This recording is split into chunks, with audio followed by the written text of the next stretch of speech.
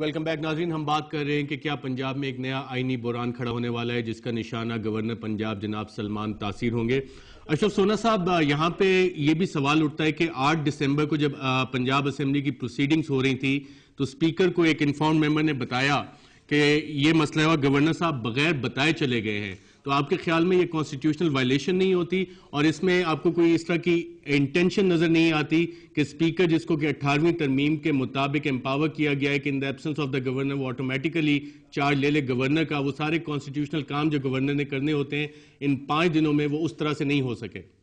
جی ارشد، آئینی بحران کا تو میں تسلیم اس لیے نہیں کرتا کہ آپ نے دونوں میرے دوستوں کی گفتگو سن لی.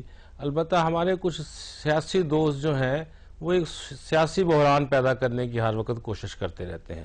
آپ نے تذکرہ کیا کہ ایک رکن اسمبلی نے اس دن پوائنٹ آؤٹ کیا کہ گورنر پاکستان میں نہیں ہے، تو اس کا تذکرے کی اگر آپ یہاں ویڈیو فلم دکھائیں تو آپ حیران ہوں کہ ایک اسمبلی کے اندر صوبے کے سب سے بڑے ہیڈ اور وفاق کے نمائندے کو جب آپ ذکر کرتے ہیں تو الفاظ کیا استعمال کرتے ہیں. میں وہ الفاظ دہراتا ہوں. میرے اس معزز رکن نے کہا کہ وہ گورنر بھاگ گیا ہے، وہ اپنی اخلاقی، غیر اخلاقی اور غیر قانونی حرکتیں کرنے کے لیے کہیں چھپ گیا ہے. اس طرح کے الفاظ جب سپیکر خود سنیں اور دوسرے لوگ اس کو سپورٹ کریں تو آپ یقین خود سوچئے کہ یہ ایک چھوٹا سا آئینی سکم جس میں کسی کو کوئی سیاسی طور پہ یا انتظامی طور پہ نقصان نہیں پہنچا جس سے، بلکہ اس طرح کے الفاظ استعمال کر کے ایک صوبے کی اسمبلی کا ایک رکن اپنے باقی ساتھیوں کے ساتھ مرکز کو صاحب یہ الفاظ تو اس ایکٹ کے بعد ہوئے نا جو گورنر صاحب نے بغیر بتائے چلے گئے. اب تو آپ تسلیم کر رہے ہیں کہ گورنر صاحب بغیر بتائے چلے گئے تھے؟ میں تسلیم نہیں کر رہا. ابھی آپ اگر یہ کہیں کہ بھاگ گئے تو یقیناً مجھے آپ کے الفاظ پہ بھی صدمہ پہنچے گا. میں نے کہا ہے چلے گئے. جی آپ نے تو یہ کہا، لیکن میں تو اپنے اس معزز رکن نور نیازی صاحب کے سٹائل کا یہاں پہ تذکرہ کر رہا ہوں کہ انہوں نے کس طرح سے بدتمیزی کے ساتھ گورنر صاحب کے اس ایکشن کو جس کا آپ تذکرہ کر رہے ہیں اسمبلی میں ذکر کیا کہ بھاگ گئے اور پتہ نہیں کیا. میں سمجھتا ہوں یہ سیاست کے اندر اخلاقیات اور آئینی امور کے اوپر اخلاقیات بھی بڑی مقدم چیز ہے، انہیں بھی ہمیں کبھی نہیں اور اس میں آئین پہ عمل درآمد بھی بہت ضروری ہوتا ہے. اشرف سونا صاحب، رانا ثناء اللہ صاحب، فواد چودھری صاحب نے ذکر کیا کہ آئین کی شق 254 جو ہے وہ اس ایکٹ کو کور کرتی ہے. دیکھیں، میں یہ عرض کروں گا کہ فواد چودھری صاحب کا جس جماعت سے تعلق ہے اور جس پرسنالٹی کو وہ اپنا لیڈر مانتے ہیں، ان سے تو آئین کی بات کرنا یا آئین کی اس وائلیشن کے اوپر ان سے اظہار خیال کا کہنا میں سمجھتا ہوں ویسے مذاق کے مترادف ہے. معاملہ یہ ہے کہ آرٹیکل 104 جس وقت گورنر صاحب نے پاکستان کی حدود سے وہ باہر گئے، ہوائی جہاز میں گئے یا بھاگ کے گئے یا پیدل چل کے گئے، اسی وقت 104 جو تھا وہ آپریٹو ہو گیا.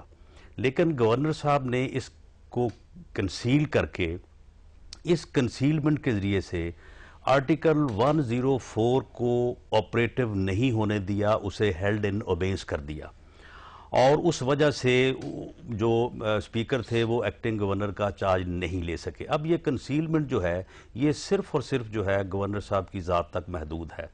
اب اگر 18ویں ترمیم کے ذریعے سے آرٹیکل 6 میں امینڈمنٹ نہ ہوئی ہوتی تو بالکل میں جو ہے وہ فواد صاحب سے ایگری کر جاتا کہ ٹھیک ہے، اس کا کوئی کنسیکوینس نہیں ہے.